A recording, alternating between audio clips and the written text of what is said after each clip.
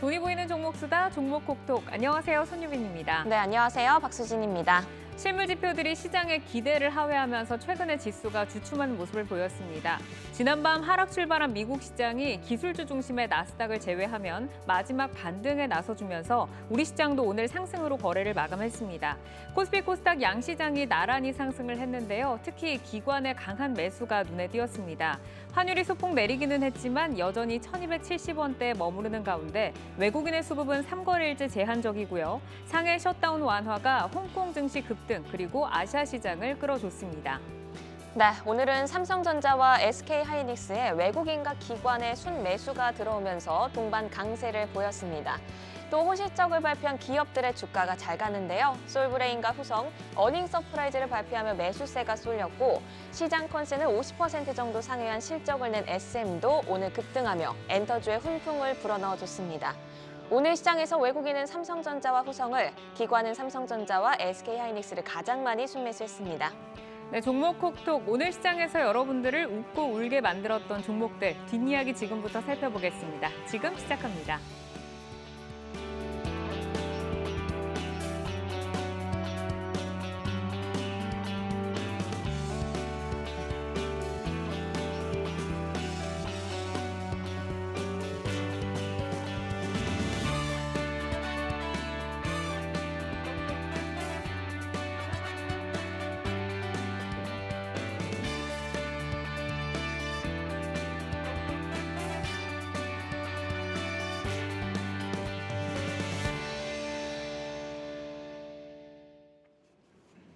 화요일 종목 콕톡 오늘 함께해 주실 세 분 소개해드립니다. 박종훈 FS 리서치 수석연구원, 사영관 교보증권 여의도 스마트 영업부 차장, 김동준 신한금융투자 서울금융센터 부장 자리해 주셨습니다. 안녕하세요. 안녕하세요. 네, 안녕하세요. 네, 오늘도 시장 이야기 먼저 짚고 가겠습니다. 첫 번째 질문은 사영관 차장께 드릴게요. 네, 전체적으로 시장의 거래량이 좀 줄어든 모습인데 오늘 기관의 매수가 돋보였습니다. 코스피는 4,600억 원 정도 담아줬더라고요. 그래서 코스피 코스닥 모두 1% 정도 상승을 했는데 기관의 이 매수를 한 성격 그리고 오늘 장에서는 어떤 특징이 있었다라고 볼 수가 있을까요? 네, 일단 기관 매수가 우호적이긴 했어요. 근데 워낙에 금융투자 쪽하고 연기금에서 또 매수가 들어왔어요. 이거 내일 당장 빠질 수도 있는 물량입니다. 그래서 저는 조금 신뢰를 못하겠다라고 말씀드릴 수밖에 없고요. 전체적으로 외국인은 또 코스피에서는 매도를 했죠. 근데 전기전자는 사는 모습들. 근데 전기전자 내일도 살 거냐? 모르겠어요. 네, 아직은 그런 상황이기 때문에 불확실성들이 해결된 상태는 아닌데 코스피가 2600을 일시적으로 깨면서 마지막 이평선 35월선 지지받고 기술적 반등이 나온 거거든요. 여기에서 연속적으로 올라갈 수 있을지는 결국에는 외국인한테 달려있기 때문에 기관의 반짝 매수에 속아서 너무 강하게 내 자금을 들이밀어서는 안 되는 구간이다라고 저는 말씀을 드리고 싶습니다. 네, 이렇게 변동성은 그래도 완화가 된 것 같아요. 근데 스태그플레이션 우려 등 대외 불확실성은 여전한데 전략적으로 어떻게 대응해 나가면 좋을지 박종훈 연구원이 어떻게 보시나요? 예, 그 사이에 크게 변한 거는 많지 않습니다. 말씀하신 대로 외국인들이 그 현선물에서 매수를 한다 그랬지만 그 전까지 했던 범위 내에서고요.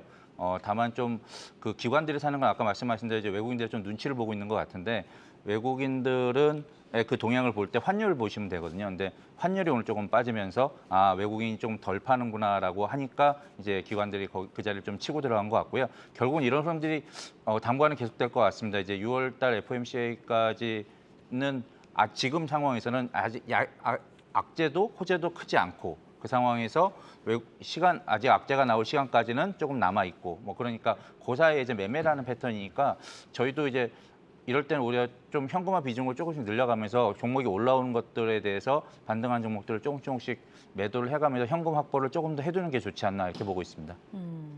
금리 인상이라던가 긴축이라던가 앞으로 더 나올 수 있는 악재들도 있고 지금 시장의 리스크도 여전하기 때문에 좀 올라올 때 현금을 확보하는 전략을 말씀을 해주셨습니다. 자, 그럼 김동준 부장님께도 들어보겠습니다. 전략 포인트 어떻게 잡을까요? 예, 우선 이제 오늘 환율이 비교적 큰 폭으로 좀 하락을 했다는 부분이 기관들의 매매 심리를 좀 부추겼다 이렇게 볼 수 있습니다.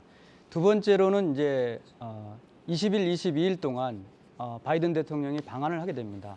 아무래도 이제 방한을 하게 되면 우리 투자가들 관심에서 볼 때는 가장 큰 부분이 삼성전자를 필두로 한 반도체 부분의 대규모 투자 계획들 그리고 최대 전기차 시장인 EVB 쪽들의 관심이 커질 것으로 보이기 때문에 그런 쪽들의 기업들이 또 다행히 실적 호조를 보이면서 모멘텀을 제공했다는 측면이고, 마지막을 이제 16일까지 어제까지 이제 실적들을 전부 공시해야 되는 시즌이었습니다. 그러니까 여러 개의 기업들이 한꺼번에 실적을 공시하다 보니 실적에 대해서 옥석 가리기가 안 됐는데, 의외로 실적에 그 좋은 회사들이 주가들이 많이 빠져 있는 상태에서 상승을 했기 때문에 앞으로 당분간 단기적으로는 역시 미국향 반도체 관련, EVB 관련 쪽, 그리고 실적이 좋은데도 주가가 반응을 못했던 주식들에 관심을 좀 크게 가질 필요가 있다, 이런 판단입니다. 네, 반도체, 전기차 쪽 그리고 실적주들의 관심을 갖자고 언급을 해주셨습니다. 그러면 사용관 차장님은 어떤 점을 주목하면서 매매 포인트 찾아갈까요? 글쎄요. 일단은 수급이 여전히 중요하다라고 말씀을 드릴 수밖에 없을 것 같아요. 수급이 거의 제가 볼 때는 95% 이상을 차지합니다. 좀 이따 말씀해 주실 종목인데 이제 굉장히 외국인들이 많은 양을 밀어 넣다 보니까 오늘 같은 장에서 17% 이렇게 올라버리는 기염을 토하거든요. 그렇기 때문에 수급을 여러분들이 중점적으로 체크하시면서 이게 들어갔다가 빠지는 시기도 굉장히 빨리 와요. 그렇기 때문에 조금은 수익을 제가 짧게 가져가야 된다. 그때 항상 무릎에서 어깨 말씀드렸는데 골반에서 갈비뼈 정도 말씀드렸잖아요. 조금은 짧은 수익 구간을 노리면서 매매하는 전략을 당분간은 지속을 해야 될 것 같습니다. 사용관 차장님은 지금 말씀 주시는 게 굉장히 조금 짧은 네, 기간이네요. 맞아요. 네. 이 연기금의 매수 같은 경우도 내일 어떻게 돌아설지 모르고 지금 실적이나 수급도 조금 빠르게 바뀌기 때문에 이 부분을 좀 주목하자라고 말씀을 주셨습니다. 자, 그러면 20곡 종목톡 저희 첫 번째로 종목 이야기 나눠보겠습니다. 카카오 그룹주에 대해서 살펴볼게요. 이제 고성장 기대감에 높은 기업 가치를 인정받았던 카카오 그룹주들이 성장에 대한 의구심도 좀 나왔고요. 또 다양한 논란들도 불거지면서 추락하고 있습니다. 오늘 뭐 좀 선방하긴 했습니다만 그동안 계속해서 좀 추락을 해왔는데 가장 큰 원인은 무엇이라고 보시는지 원인부터 좀 들어보겠습니다. 김동준 부장님 들어볼까요? 예, 우선 이제 카카오 하면은 대표적으로 우리나라의 이제 성장주죠. 뭐 국내 성장주들이 같이 동반 하락하는데 카카오도 예외일 수는 없다는 부분이고, 뭐 보시면은 네이버 주가도 많이 동반 하락했던 측면인데 오히려 또 네이버 주가는 카카오를 따라서 이제 하락했다고 볼 수 있습니다. 카카오는 이제 계열사들이 이제 빅3 기업들이 상장을 하면서 상장해서 시장에서 제대로 평가를 못 받으면서 아무래도 이제 고평가 논쟁, 이제 과거에 IPO를 했던 것들에 대한 PER이 좀 금리 인상기에 좀 평가가 낮아지는 이유도 컸었고, 두 번째로 이제 측면을 보면 상생 이슈에 카카오가 자유로울 수가 없었다. 뭐 카카오는 현재까지 내수에서 영업을 하고 있기 때문에 상생 이슈가 자유로울 수가 없었다, 이런 측면들이 들 수 있습니다. 그래서 낙폭이 과대한 측면들이 있지만은 역시 동반해서 상장했던 계열사들이 같이 부진하면서 카카오 그룹주가 약세를 보였다, 이런 측면입니다. 네, 뭐 고평가 논란 그리고 상생 이슈에서 자유로울 수 없었던 부분을 짚어주셨는데 일단 한번 고평가 논란에 대해서도 살펴볼게요. 카카오뱅크는 오늘 뭐 4만 원대 부근에 갔고 여전히 근데 공모가인 4만 9천 원 부근이거든요. 또 카카오페이 같은 경우는 공모가인 9만 원을 현재 밑돌고 있습니다. 뱅크와 페이 여전히 고평가 논란이 이어지고 있는데 이 고평가 여부를 어떻게 판단하시는지 사용관 차장님 네. 말씀해 주실까요? 이게 참 코에 걸면 코걸이고 귀에 걸면 귀걸이에요. 이 평가 밸류에이션을 먹이는 거는 개인들이 하는 게 아닙니다. 아까 제가 수급이 중요하다고 말씀을 드렸죠. 그만큼 외국인과 기관, 대규모의 자금을 집중적으로 할 수 있는 과점 상태에 있는 쪽들이 하는 거지, 정말로 수많은 개인들이 모여 있다고 해서 그게 기관이나 외국인만큼 집중력을 가지지는 못해요. 그렇기 때문에 수급이 항상 외국인과 기관이 사면 대체적으로 강하게 올라가는 이런 현상들을 보여주는 거거든요. 마찬가지입니다. 일단 금리 인상기에는 이런 부분들의 고평가에 대해서 굉장히 냉혹한 반응들이 올 수밖에 없어요. 하지만 이런 금리 인상이라던가 양적 긴축이 마무리되는 이런 단계에서는 다시 한번 성장주 간다라고 하면서 밸류를 주고 사면은 밸류가 또 높아지는 거거든요. 그렇기 때문에 이런 부분들은 유동적인 부분이라고 생각을 하시면 좋을 것 같고요. 이 플랫폼에 결국에는 우리가 힘을 봐야 될 것 같아요. 이거는 얼마나 많은 사람들을 이 플랫폼 안에 묶어놓고서 계속적인 소비가 일어날 수 있도록 반복적으로 이런 푸시를 하는지, 이게 중요할 것 같거든요. 그런 관점에서는 이미 카카오톡이라는 엄청난 국민 메신저라고 불리죠. 4천만 명이 넘게 사용을 하고 있어요. 이 메신저를 기반으로 해서 카카오뱅크와 카카오페이도 엄청나게 많은 사용자들이 이미 확보해 놓은 상태입니다. 근데 문제는 여기에서 앞으로의 신성장 산업들이라던가 밸류를 높일 수 있는 신사업들이 얼마나 빠르게 확장이 되면서 재무제표상의 숫자를 찍어줄 수 있는가, 이런 부분들이 결국에는 관건이 될 것 같아요. 그렇기 때문에 고평가, 그 당시에는 이제 시장 상황이 코로나 이후에 급격하게 올라오면서 좋았잖아요. 그렇기 때문에 밸류 자체가 높아질 수밖에 없는 시장 환경이었어요. 하지만 지금은 그럴 수가 없는 시장이기 때문에 밸류 자체가 그 당시와는 같게 놓고 평가를 할 수는 없는 시기라는 거죠. 그래서 결국에는 이게 제대로 된 평가를 받을 때까지 숫자를 얼마나 빠르게 내줄 수 있느냐, 우리는 이런 부분들을 더 중점적으로 체크하는 게 중요하다라고 생각을 합니다. 시장주에는 아무래도 지금 좋지 않은 환경이 지금 펼쳐지고 있습니다. 그렇다 보니까 새로운 신성장에서 얼마나 실적으로 좀 전환을 빨리 하는가를 짚어주셨고요. 그리고 이제 카카오 하면 사실 우리가 상장에 대한 이야기를 좀 빼놓을 수가 없는데, 또 카카오 모빌리티 그리고 카카오 엔터의 상장 추진 계획이 지금 양날의 칼로 좀 작용을 하고 있습니다. 이제 계열사 상장으로는 지주사 카카오의 가치 증대가 좀 기대가 되기도 하지만, 또 지주사 성격의 할인으로 이어질 수도 있다는 점은 또 부정적인데, 계열사에 이렇게 잇따른 상장과 카카오의 가치 좀 어떤 연결고리로 접근을 해야 될까요? 박종훈 연구원님. 예. 뭐 과거에는 사실은 그 자회사 상장을 한다고 하면 그 가치를 따져서 거기에 이제 지주사의 그 가치만큼 더해줘서 그만큼 주가가 상승을 했는데, 그걸 이용해서 카카오가 많은 자회사들을 상장했고, 그걸로 인해서 결국은 그 가치의 거품이 빠지면서 자회사의 가치가 너무 고밸류로 상장을 하다 보니까 그 가치가 빠지면서 결국은 카카오 주가까지 같이 영향을 받게 됐습니다. 그래서 그런 과거의 학습 효과 같은 것들이 이미 투자자들한테는 있기 때문에 과연 이번 모빌리티나 이런 그 상장을 하는 엔터나 이런 상장을 준비하고 있지만 얼만큼 그 가치를 좀 싸게 해서 할 수 있냐, 그게 오히려 더 카카오 주가에는 긍정적이라고 보고 있고요. 그래서 만약에 이번에도 역시 카카오가 고평가로 상장을 하고자 하면 그건 오히려 이제 제가 생각하기도 마이너스 효과는 날 것 같습니다. 그래서 그 효과를 봐야 되고, 또 이제 지금 사실은 이제 시장 상황이 별로 안 좋아서 그 상장 준비를 하고 있지만, 최근에 보시면은 SK 스퀘어 관련해서도 그 상장을 철회하는 경우가 생겼는데, 이렇게 요즘 IPO 여건 자체가 좋지 않기 때문에 만약에 상장 철회를 한다고 했다가 좀 검토로 바뀌고 또 상장 철회를 하게 되면 또 오히려 카카오한테 악영향을 끼치니까 좀 더 신중하게 그 상장하는 것들을 스케줄을 잘 보시면서 꼭 상장하는 걸 기대하기보다는 차라리 그냥 사업 가치가 좀 좋아지는 그걸로 좀 보시는 게 좋을 것 같습니다. 네. 이 게임 유망주였던 카카오 게임즈도 얘기를 해볼게요. 저희 출연진들 중에 그 그룹주 안에서 그래도 볼만한 게 뭐가 있냐라고 여쭤봤을 때 게임주 말씀하시는 분들이 꽤 있었어요. 근데 5월 들어서 카카오 게임즈에서 뭐 증권가에서도 목표가 하향 리포트가 이어지고 호재보다 악재가 좀 많은 상황으로 전망이 되고 있거든요. 또 이 자회사 라이온하트 스튜디오가 상장을 추진 중인 것도 주가 할인 요소로 부각이 되고 있습니다. 이 카카오 게임즈의 호재와 악재 어떤 시각으로 균형을 맞춰 나가야 할까요? 네, 게임주 사실 뭐 지금 결과만 놓고 보면 폭망이죠, 폭망. 그나마가 딱 어울리는 그런 상황인데, 이게 사실상 1분기는 게임 업계의 전통적인 비수기예요. 그렇기 때문에 대부분 게임 업체의 실적들에 대한 눈높이가 그동안의 코로나 시대, 비대면 시대에 너무 올라가 있었던 거예요. 그런 눈높이들이 계속 지속이 될 수 있을 거다라고 얘기들이 나오는 가운데에서 주가는 힘을 잃고 하락을 했던 부분들이거든요. 그래서 보게 되면은 대부분의 게임 업체들, 뭐 크래프톤 같은 경우에는 1분기에는 매출 최대치를 찍었어요. 정말로 이제 다른 업체와는 차별화가 되는 그런 모습들을 보여주고 있고요. 카카오 게임즈 같은 경우에도 실적이 타사 대비해서는 선방을 했습니다. 물론 시장 컨센서스에는 영업이익이 미치지 못했어요. 그 원인은 뭐냐, 아까 말씀을 드렸죠. 너무 높아진 눈높이를 계속 고수하면서 영업이익치를 시장에서 높게 잡아버린 게 문제가 된 거거든요. 그래서 이런 부분들 감안한다고 하면은 그래도 크래프톤이나 카카오 게임즈는 이런 어려운 상황에서도 실적 선방을 했다라는 부분들로 말씀을 드리고 싶고요. 다른 쪽들은 정말로 이제 위메이드 같은 경우에 특히 인건비가 3배 증가하면서 영업이익이 급감해 버렸어요. 이 인건비가 가장 문제가 되고 있는데 이걸 얼마나 잘 통제를 하느냐, 판관비를 통제를 하느냐, 이런 부분들이 1분기 실적에 영향을 미쳤다라고 보이고요. 일단 아까 말씀해 주신 라이온하트 스튜디오 상장 추진, 이 부분 관련해서는 지금 역시나 타겟 목표가를 시총을 너무 높게 잡고 있어요. 5조에서 6조 잡고 있거든요. 근데 지금 카카오 게임즈 시총 얼마예요?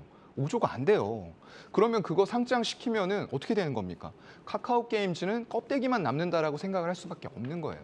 그렇기 때문에 지금 현재 시장 상황에 맞춰서 밸류를 조정을 해서 타겟 목표가를 잡을 필요가 있다라고 생각이 되고요. 물론 라이오 아트 스튜디오의 어떤 제작 능력, 오딘의 대응행에 대해서는 인정을 합니다. 하지만 지금 시장 상황에 맞춰서 밸류를 조금 조정을 할 필요는 있다라고 생각이 되는 부분이고, 하지만 그럼에도 불구하고 어떤 카카오를 중심으로 해서 계열사들의 상장 철회를 했잖아요. 그럼에도 불구하고 이제 자회사인 카카오 게임즈에서 또 물적 분할로 떼어내서 상장을 시킨다라는 부분들은 주주들에게 신뢰를 보여준다라고 얘기를 계속했는데 한 번 더 신뢰를 잃을 수밖에 없는 그런 과정이라고 생각이 됩니다. 좀 안타깝네요. 네, 카카오에 지금 투자를 한 투자자들이 뭐 정말 굉장히 많잖아요. 네. 근데 여기에서 이제 주주의 좀 친화적인 주주의 마음을 좀 돌릴 수 있는 정책이 나와야 하지 않을까라는 생각이 들고, 저희가 이 많은 이 그룹주 가운데서 과연 어떤 좀 종목을 지금 좀 저가로 매수를 해볼 수 있는 구간인지도 좀 궁금하고, 그리고 카카오 전체적으로 전략도 어떻게 가져가 될지 궁금한데 차장님부터 설명 한번 들어볼까요? 네, 일단 저는 뭐 굳이 종목 중에서 고르라고 하면 카카오 지주사를 아직도 그래도 고르고 싶어요. 물론 이제 말씀하신 대로 여러 가지를 떼어내서 상장을 합니다. 카카오톡을 기반으로 해서 엄청나게 문어발식 사업 합장이라고 좀 불렸죠. 그런 부분에다 쪼개기 상장까지 남발하면서 신뢰를 많이 잃었어요. 그럼에도 불구하고 아직도 카카오에는 먹을거리가 상당히 많이 남아있다라고 저는 생각을 하고요. 거기다가 어떤 지주사의 역할을 하면서 주가가 그동안 많이 빠졌었는데 역시나 지수와 마찬가지로 35월선 터치를 한 이후에는 외국인들의 수급이 유입이 되는 부분들이 보이고 있어요.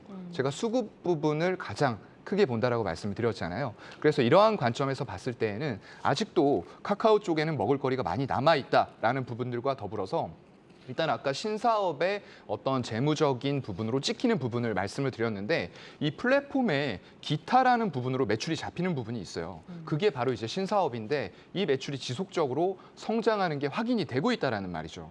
그리고 모빌리티나 페이먼트 쪽에 아직 상장이 이제 확정이 되지는 않았지만 그런 부분들 진행하는 데 있어서 밸류를 높일 수 있는 요인들이 될 거라고 보이고요. 일단 카카오 엔터프라이즈 쪽도 또 IT 그리고 거기다 물류 인프라 쪽을 합쳐서 그 기반으로 해서 AI 물류 인프라 쪽을 구축을 하는 이런 신사업들이 자꾸 플랫폼의 기타 매출로 잡힌다라는 부분들은 카카오의 밸류가 다시 한번 정상화될 수 있는 길로 많이 빠졌잖아요. 갈 수 있는 그런 과정이 충분히 될 것 같습니다. 네. 자, 카카오에 아직도 먹을거리가 많다라고 하셨는데 그 신사업 가운데서 사내 맞선이라는 드라마를 제작했던 맞아요. 카카오 엔터 네. 굉장히 재밌더라고요. 네. 그래서 이 부분이 조금 희망적으로 볼 수 있다라고 말씀해 주셨고, 박종훈 연구원님은 원픽과 또 전략 한번 들어볼까요? 예, 저는 꼭 카카오를 포함해서 자회사에 투자를 해야 된다면은 카카오페이가 제일 나아 보입니다.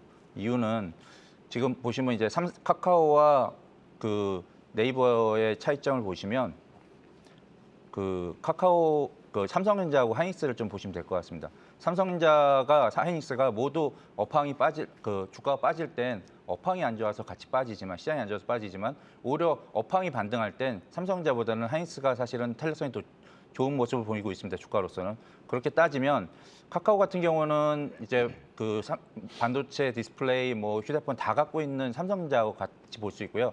그 자회사 중에들은 이제 아무래도 그 하이닉스처럼 한쪽 업황에 대해서 볼 수 있는 거죠. 지금 그 네 회사에 모두 상장돼 있는 카카오 관련된 네 회사의 주가를 보시면 전부 차트가 똑같습니다. 모양이.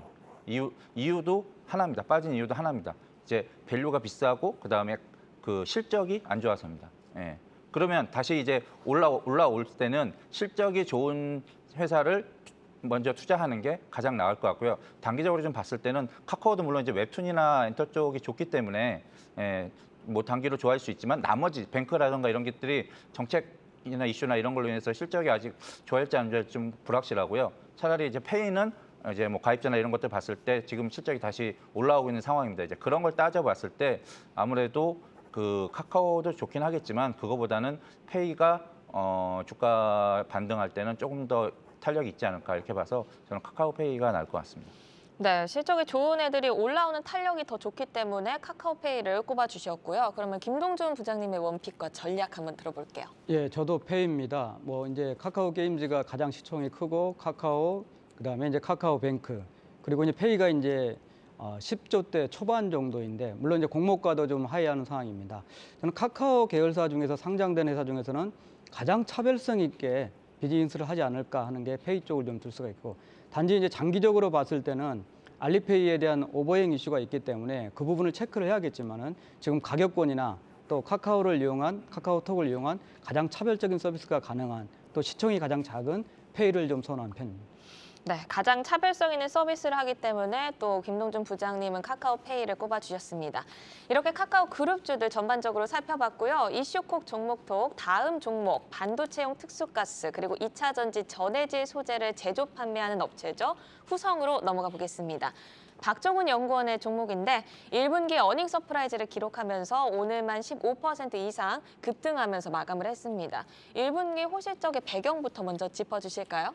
예, 일단 그 1분기가 서프라이즈 나온 게 좀 의미가 있다고 봅니다. 이유는 이제 그 주력 사업 쪽에서 그동안 조금 발목을 잡았던 요소들이 이제 어느 정도 시장 예상했던 것보다 좀 좋게 해소가 되고 있기 때문에 이제 그런 모습이 보이는데요. 예를 들어서 LiPF6 같은 전해질 재료 같은 것도 중국 쪽에 좀 많이 그 공장도 그렇고 돼 있는데 그쪽 가격 이슈와 이제 중국 셧다운 이슈가 있었는데 그런 것들이 생각보다는 나쁘지 않아서 실적도 좋았고요. 그다음에 그 육브라 텅스텐이라고 불리는 WF6 반도체 소재 쪽도 중국 쪽 이제 팹 가동하고 이러면서 생각보다 좋아지고 있어서 그런 본업에서 좋아지는 모습들이 실적으로 반영이 됐고 이게 아직 셧다운이 많이 진행된 상황에서도 좋다 보니까 예, 그래서 1분기 실적이 좋아서 그런 것들 좀 주의해서 보시면 좋을 것 같습니다.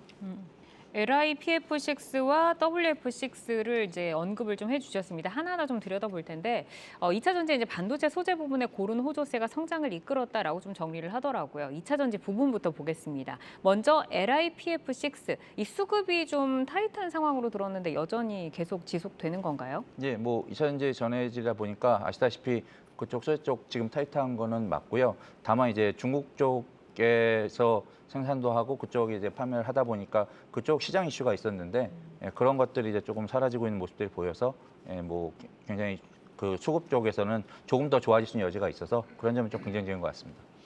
네, 이 LiPF6의 경우에 이 폴란드 증설 기대감도 있더라고요. 뭐 중국의 공장이 일단 있죠. 중국과 폴란드 공장 증설에 따른 기대 효과는 어느 정도로 보세요? 예, 뭐 그 일단은 중국을 성공적으로 런칭을 했고 그다음에 조금 그 중국의 이슈 때문에 조금 안 좋아하긴 했지만 오히려 괜찮아졌고 여기에 이제 폴란드는 아무래도 유럽 대응을 하려고 하는 모습들이 보여서 오히려 이렇게 안 좋은 상황에서도 오히려 증설을 하는구나. 그러면 이제 더 시장이 좋아지는 여지가 있겠네 하기 때문에 저는 좀 긍정적으로 보고 있습니다. 후성이 오늘 진짜 급등이 나와가지고 가지고 계셨던 분들이 오늘 굉장히 기분 좋으실 텐데 앞으로 계속 가져가도 되는지 또 질문을 드리겠습니다. 이 WF6 이제 뭐 가동 효과도 있고 또 전방 산업 증설에 따른 뭐 수혜도 좀 기대된다라고 볼 수가 있는데 앞으로 수요와 성장성은 어느 정도 좀 전망할 수 있을까요? 예, 뭐 수요는 어차피 지금 뭐 반도체도 요즘 차량 반도체도 안 좋고 뭐 쇼티지고 할 정도로 이쪽도 역시 소재 쪽도 계속 쇼티지고 전기차 성장성을 봤을 때도 뭐 그렇게 나쁘진 않습니다. 그래서 계속해서 기대는 가져도 좋으실 것 같고요. 다만 이제 오늘 갑자기 급등을 했는데 사실은 이제 실적들을 좀 보면 오늘 그 1분기 실적이 서프라이즈 나온 회사들이 꽤 많았는데도 불구하고 주가는 조금 이제 차별화됐거든요. 그 이유를 다 좀 하나씩 뜯어다 보니까 후성 같은 경우는 오늘 그렇게 그만큼 큰 폭으로 오르고 할 만큼 이유가 있었더라고요. 이유는 이제 앞으로 더 큰 성장을 보일 수 있기 때문에 이제 그런 점들이 좀 긍정적으로 보여서 예, 조금 오늘 주가가 상승이 부담스러우신 분들은 조금 더 조정 오면 좀 보셔도 괜찮을 것 같습니다. 매력적이긴 한데 지금 들어갈 자리는 아니다. 애매하죠. 그러니까 이게 오늘 끝까지 탄력을 유지하고 오히려 이제 아침부터 계속 주가가 올라왔거든요. 이제 그런 모습이 조금은 내일도 사실은 긍정적으로 보긴 하는데 그래도 불안하신 분들은 조금 조정 받을 때 사시는 게 좋을 것 같습니다. 네, 이 전방 산업에 대해서도 좀 여쭤보고 싶어요. 뭐 3D 낸드 증설 기대에 따른 수혜도 좀 볼 수 있지 않을까요? 네, 뭐 육브라 텅스텐 때문에 그러긴 한데 그쪽 반도체 소재도 역시 지금 소재 업체들 보시면은 굉장히 실적들이 좋게 나오고 또 그다음에 말씀드렸던 대로 비메모리 쪽에 이제 계속 쇼티지 나고 있어가지고 그 소재든 기판이든 뭐 해서 계속해서 쇼티지 날 수 있는 여지가 있습니다. 이제 그래서 그런 점 긍정적으로 보고 무엇보다 이제 그 원재료 가격을 전가시킬 수 있는 구조로 돼 있고요. 그래서 그리고 이제 쇼티지가 나다 보니까 가격 자체가 많이 오르는 부분들이 있어서 이익도 개선되고 있기 때문에 계속해서 조금 더 보셔도 좋을 것 같습니다. 이익 성장세는 조금 지속될 것 같다라고 말씀을 해주셨고, 자 그럼 김동준 부장님께도 이 후성에 대한 뷰를 한번 여쭤볼게요. 어떻게 이 종목 바라보시나요? 예, 후성 오랜만에 봤는데 사실 이제 옛날 울산화학이 모태죠. 그 창업자에서 이제 2세 경영으로 성공적으로 좀 안착을 했고 그 사이에 뭐 NF3를 구조조정한다든지 또 지금 이제 2차 전지 소재 관련 이제 전해질인데 이쪽은 자산 감모 상각까지 하면서 사업에 대한 육성 의지를 좀 보였었습니다. 제가 보니까는 2020년에 연간 매출액이 300억 대 정도 2차 전지 전해질이었는데 2021년에 970억 정도. 근데 무려 1분기에 보니까는 600억 정도입니다. 그래서 그동안 이제 후성하면 반도체용, IT용 특수가스주로 봤고 전해질 쪽이 좀 약해서 EVB 쪽으로 좀 안 봤었는데 아무래도 이제 폴란드 공장 JV 설립하고 이번에 실적에 대해서 상승 드라이브를 걸었던 게 2차 전지 소재이기 때문에 후성을 좀 다른 면으로도 볼 필요가 있는 시기가 아닌가 이런 판단이죠. 네, 반도체용 특수가스도 잘하고 있지만 이 2차 전지 소재 쪽으로 좀 눈여겨볼 만한 모멘텀이 있다고 짚어주셨습니다. 3거래 연속 올랐어요. 보니까 30% 정도 올랐더라고요. 너무 좀 부담스럽게 느껴질 수도 있을 것 같은데 어떻게 접근해보면 좋을지 가격 전략 마지막으로 여쭤볼게요. 예, 물론 아까 말씀드린 대로 조금 오늘 단기 급등이 내일 매수를 해야 되냐고 고민을 하는 계기가 된 건 맞는 것 같은데 그래도 저는 이제 중장기적으로 계속해서 좋아질 수 있다고 보는 주가로서도 좋아질 수 있다고 보는 게 이유는 이제 지금 보시면 다른 소재들 뭐 LNF라든가 에코프로비엠이라든가 이런 업체들이 상당히 좋을 때 주가가 좋을 때도 많이 오르지 못했습니다. 이제 중국 이슈나 가격 이슈나 이런 것들 때문에 많이 오르지 못했었기 때문에 그거를 최근 며칠 동안 반영을 한 게 아닌가 싶고요.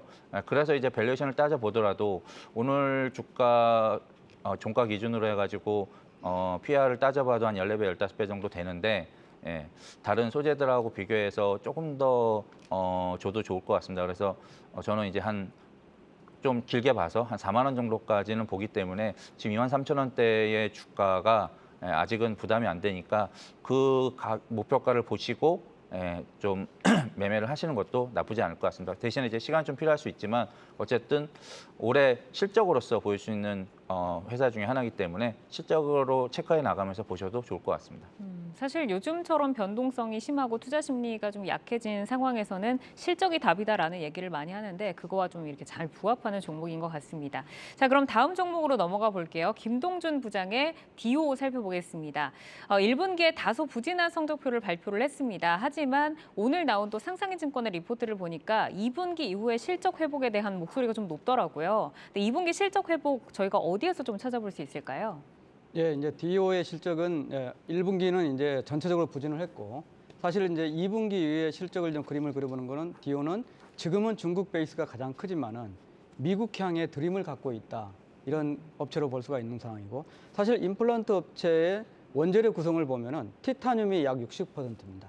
근데 다른 원소재와 틀리게 티타늄은 가격이 상당히 플랫하다. 이런 측면까지 될 수가 있겠고 물론 스테인리스가 이제 9% 정도겠지만은 큰 비중을 차지하지 않는다. 그렇다고 하면 매출이 일어나면은 그 환율 효과와 더불어서 수익성이 확보가 될 수 있다는 측면이고 미국의 최근에 그 마케팅 인력이라든지 인력 확충을 좀 많이 했습니다. 그래서 2분기부터 미국향 매출이 좀 좋아질 것으로 보이는 상황이고 중국은 2분기에는 좀 부진을 하겠죠. 대신에 이제 터키라든지 포르투갈 이런 새로 개척한 국가들의 매출 성장세가 상당히 높아지는 부분도 실적이 좀 좋아질 수 있는 측면이라는 거고 궁극적으로 디오의 방향은 미국이라는 측면이고 두 번째로는 이제 장기적인 이야기지만은 러시아하고 우크라이나 전쟁 이전에 이란의 핵 합의 복원 얘기가 좀 상당히 좀 있었는데 과거에 그 디오는 이란에서 반기에 150억 정도 매출을 그러니까 연간으로 한 사람 한 300억 정도 매출을 할 수 있는 쪽이었고 그쪽에 그 디스트리뷰터가 아직도 건재하고 있기 때문에 만약에 이제 여건이 좀 나아져서 이란 핵 합의가 좀 되는 상황이 된다 하면은 이란을 통해서 커다란 매출과 수익 창출 기회가 있는 게 디오다 이런 판단이죠. 네, 미국형 모멘텀이 존재하고 이 원자재 티타늄이 플랫한 가격이기 때문에 그렇게 큰 등락은 없는 게 장점이고 충원한 해외 인력 투입이 본격화되기 때문에 2분기 실적이 기대된다고 말씀을 주셨어요. 일단 1분기 실적 부진 원인이 일단 중국 그 봉쇄 때문에 있을 것 같거든요. 이 부분 한번 짚어볼게요. 1분기 중국향 매출이 봉쇄 영향으로 전년 동기 대비 역성장을 했습니다. 중국 봉쇄 완화 소식이 전해졌지만 아직 완전히 해소되지 못했는데요. 이 중국향 매출 성장세는 어떻게 전망하시나요? 네, 중국은 매년 20% 성장하는 임플란트에서 20% 성장은 엄청난 거죠. 그래서 고성장이 될 수 있는 거고 아직은 그 치과 의사들이 좀 수준이 좀 낮기 때문에 국내 업체가 글로벌 업체에 가장 타겟을 하고 있는 시장입니다. 1분기에도 부진했지만은 사실 봉쇄가 최근 일이기 때문에 2분기도 중국향은 부진하다 이렇게 볼 수 있습니다. 근데 중국은 디오 입장에서는 최대 수출국이죠.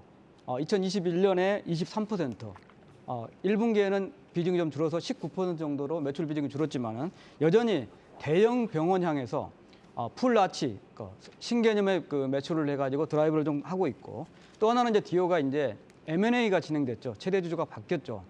2015년에 덴츠플라이라고 하는 이제 독일 업체가 2대 주주였는데 오배용 이슈가 있었습니다. 이 부분을 이제 디오 홀딩스를 만들어서 나이스 그룹하고 했었는데 역시 이제 이 부분이 만기가 되면서 이 부분을 어떻게 처리하냐 하는데 그 세심이라고 옛날 휴젤 창업자 쪽 중심으로 해가지고 M&A가 처리가 됐습니다. 이 부분도 중국에서는 시너지 효과가 좀 될 거다는 측면입니다. 왜냐하면 이제 세심의 그 홍성봉 원장이 실제로 상해에서 병원 원장을 하고 있고 또 이번에 사회이사에 조병욱 씨라는 분이 또 선임이 되는데 제중 한인 치과협회 또 회장이더라고요. 그래서 이런 측면 중국에 계속 성장하는 거, 그다음에 풀아치 효과, 풀아치는 이미 또 대형 계약을 또 체결한 상태고 또 M&A가 이제 6월 10일 날 정결이 되지만은 M&A에 따른 시너지도 오히려 중국 매출을 볼 수가 있다. 그래서 미국이 중심이 되겠지만은 중국은 꾸준하게 시장 성장을 촉구하는 매출 성장이 이어갈 거다 이런 전망이죠.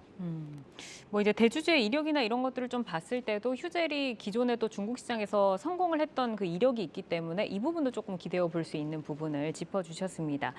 그리고 이제 중국이 대형 수출 국가는 맞지만 디오는 미국이다라고 말씀하셨는데 미국에서 대형 유통사와의 계약에 대한 관심도 좀 높더라고요. 어떤 계약인지도 궁금하고 계약을 체결하게 되면 어떤 효과 기대할 수 있을까요?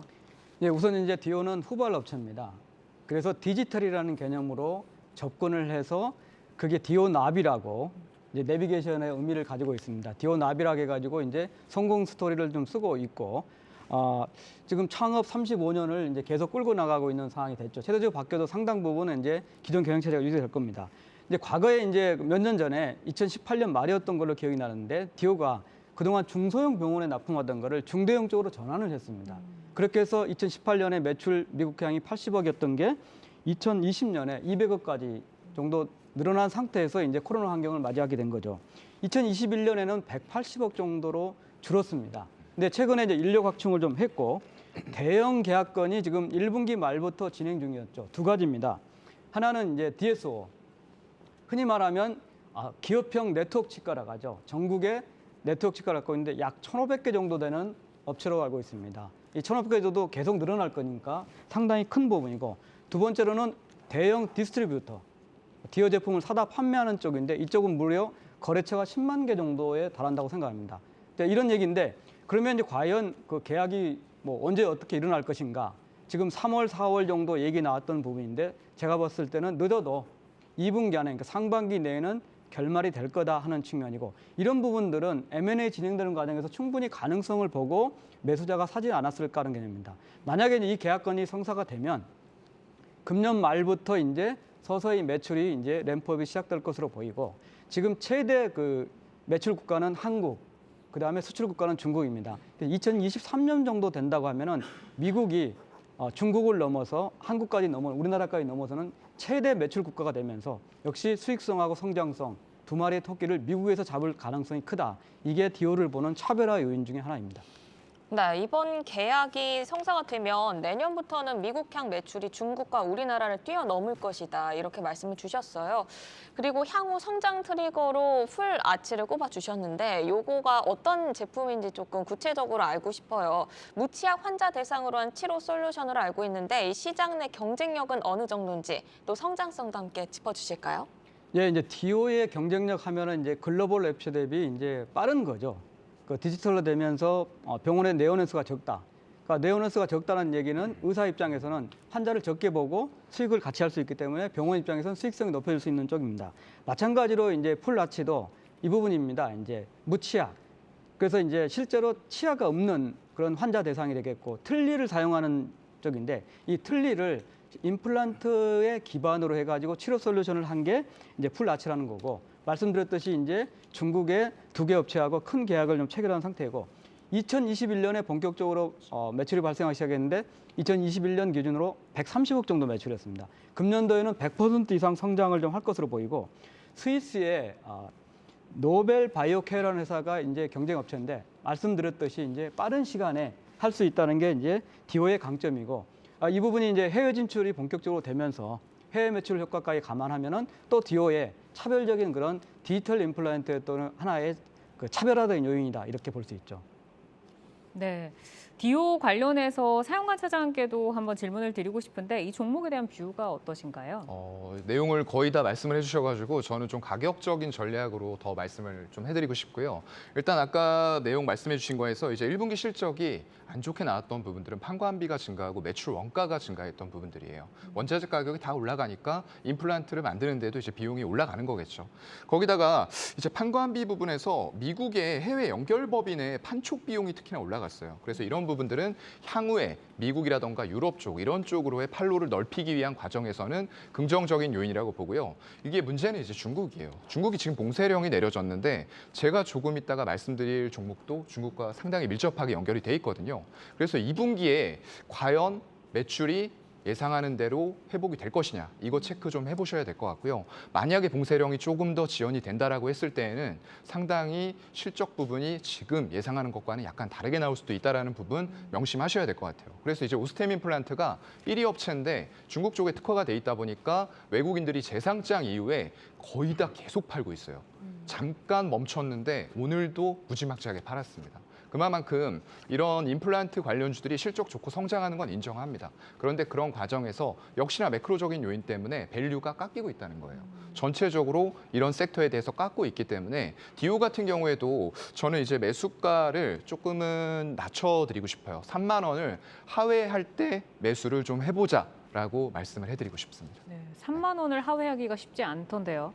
네. 보면 잘 기다리다가 조금 기다려 보겠습니다. 네, 기다리다가 혹여라도 3만 원 네, 깨면은 이제 그때 맞아요. 좀 매수를 해라라고 말씀해 주셨고 디오가 보니까 이제 어제의 기관의 매수가 강하게 들어오면서 16일에 5% 정도 상승을 했습니다. 지금 저점 구간에서 지속적으로 좀 반등을 시도를 하고 있어요. 3만 원을 좀 넘어서 있는데 앞으로 뭐 2분기 실적에 대해서는 지금 좀 의견이 엇갈리긴 하지만 저희 가격 전략 어떻게 가져갈까요? 예, 이제 53억 영업이익이 2분기에 제가 볼 때는 인터벌을 길게 본다면 80억에서 110억 정도 이렇게 볼 수 있는 상황이 좀 될 수 있을 거고 대신에 이제 3분기, 4분기로 가면서 계속 드라이브가 커질 거다 하는 거고 첫 번째는 이제 미국 효과가 되겠고 두 번째로는 하반기쯤에는 이제 뭐 중국도 살아날 거다 이런 측면이 될 수 있겠습니다.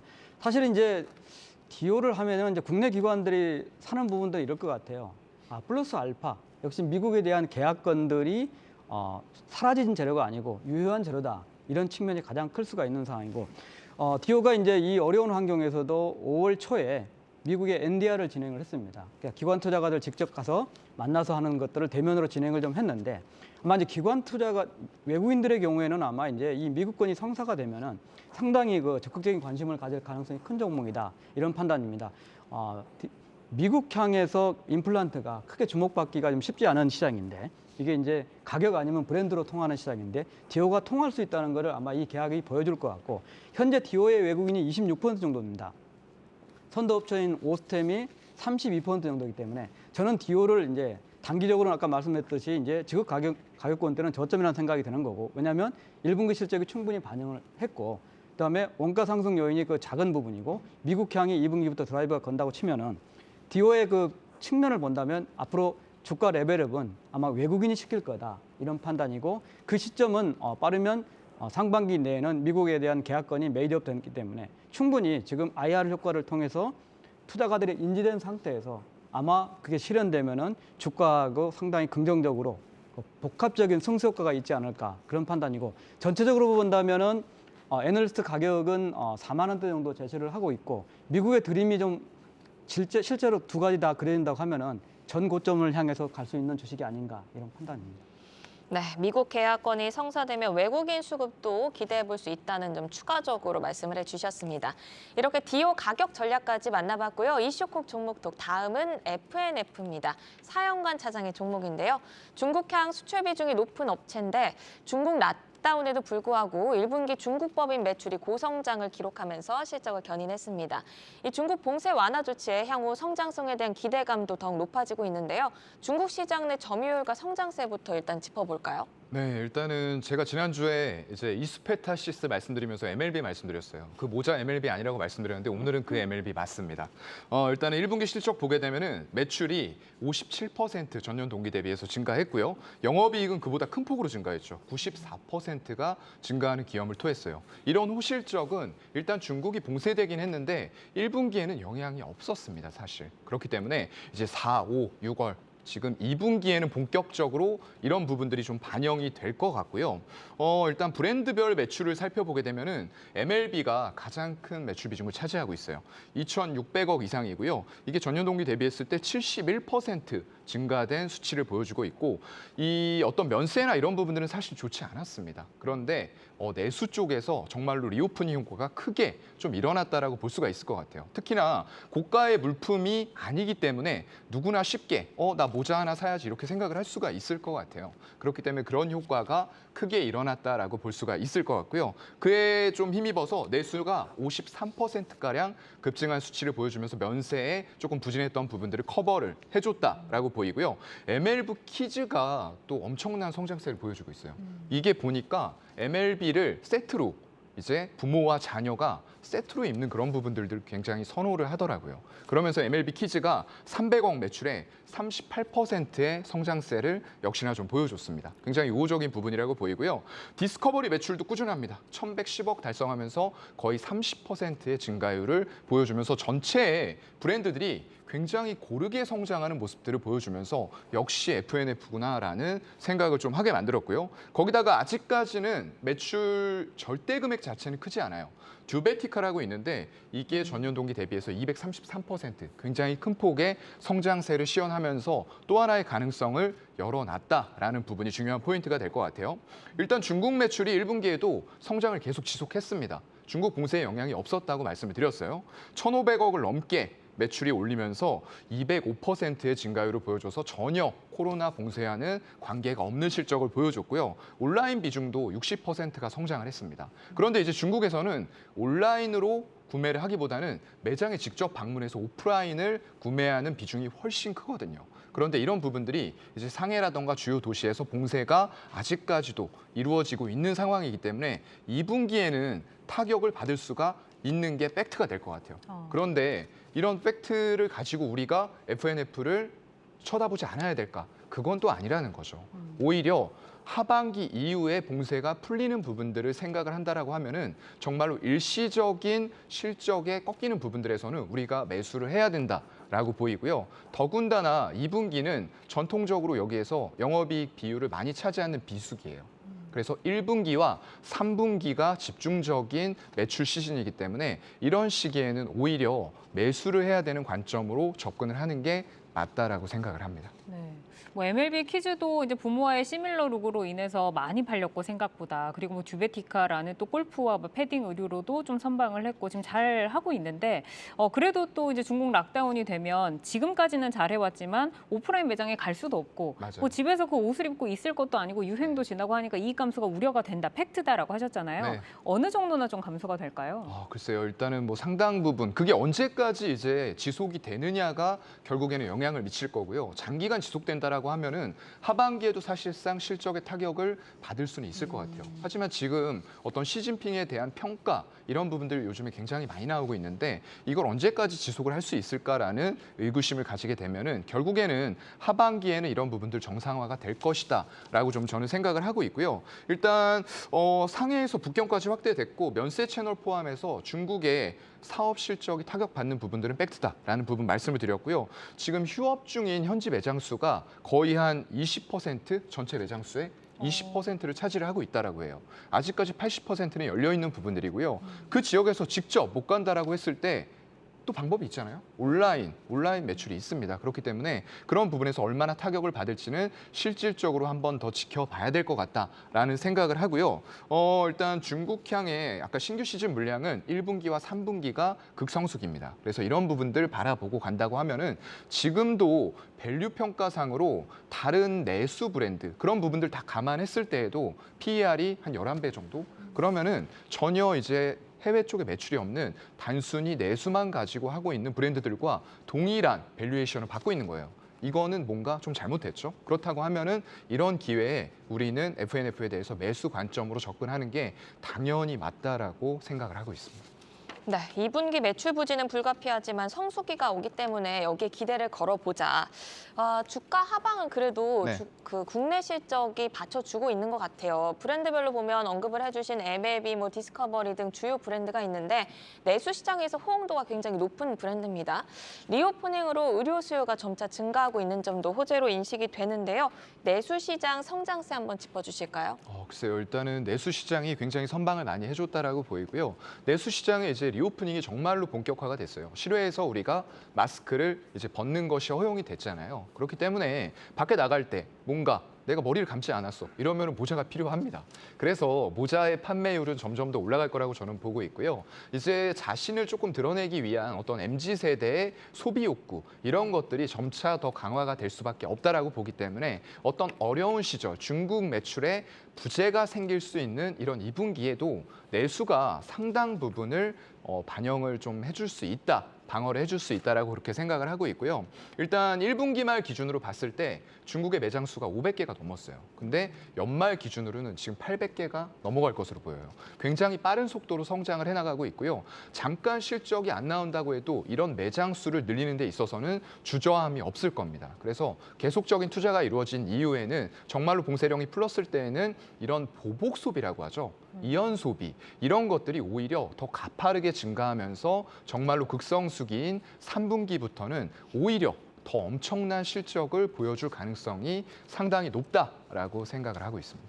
네, FNF를 지금 굉장히 좀 좋게 보고 계시는데 그러면 저는 박종훈 연구원께도 한번 질문을 드려보겠습니다. 이 FNF 관련해서 뷰가 어떻게 되시나요? 일단 결론부터 말씀드리면 의류 쪽이 뭐 1분기 실적도 좋았고 그래서 좋긴 한데 2분기가 지금 사장님도 안 좋다고 말씀을 하셨는데 굳이 그 상황에서 FNF를 지금 사야 되냐라는 거는 조금 생각을 해봐야 될 것 같습니다. 오히려 이제 만약에 의류가 좋아서 리오프닝 관점에서 본다면 뭐 1분기 실적 잘 나온 게 한세실업도 있고 영업무역도 있으니까 그게 오히려 좀 저는 대안이 되지 않을까 이렇게 보고요. 뭐 잭스미스 갖고 있는 회사도 있고 하니까 그쪽이 좀 더 대안이 될 수 있을 것 같고 2분기는 말씀하신 대로 안 좋다면 정말 그렇게 안 좋다면 일단은 그 조금 저가 매수에 다시 기회로 바닥을 잡는 기회로 삼는 게 괜찮을 것 같습니다. 네, 이렇게 박종훈 연구원님의 첨언까지 들어봤는데 이제 가격 전략 한번 여쭤볼게요. 현 주가가 12개월 예상 이익 기준으로 11배 수준 낮다고 말씀을 해주셨죠. 동종업체 대비 밸류에이션 매력도가 어느 정도인지 가격 전략 들어볼게요.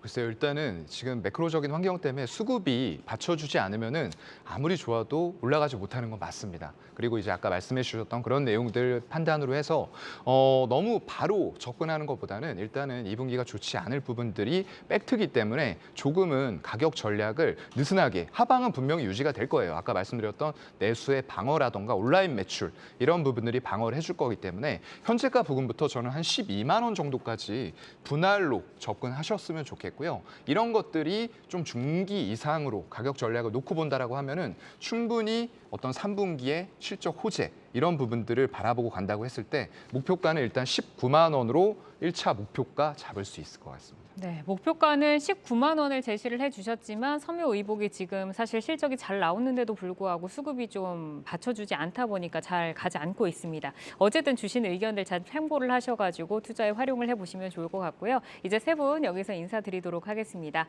박종훈 FS 리서치 수석연구원, 사영관 교보증권 여의도 스마트 영업부 차장, 김동준 신한금융투자 서울금융센터 부장과 함께했습니다. 좋은 말씀 고맙습니다. 고맙습니다. 감사합니다. 감사합니다. 애쓰셨어요. 돈이 보이는 종목 수다, 종목 콕톡, 숨겨진 톡 전략 톡톡으로 내일 오후 4시에 찾아뵙겠습니다. 네, 오늘 상승으로 기분 좋게 마무리했습니다. 저희 종목 콕톡의 이 또 이야기들 잘 참고하셔서 내일도 성공 투자하시기를 바라겠습니다. 고맙습니다.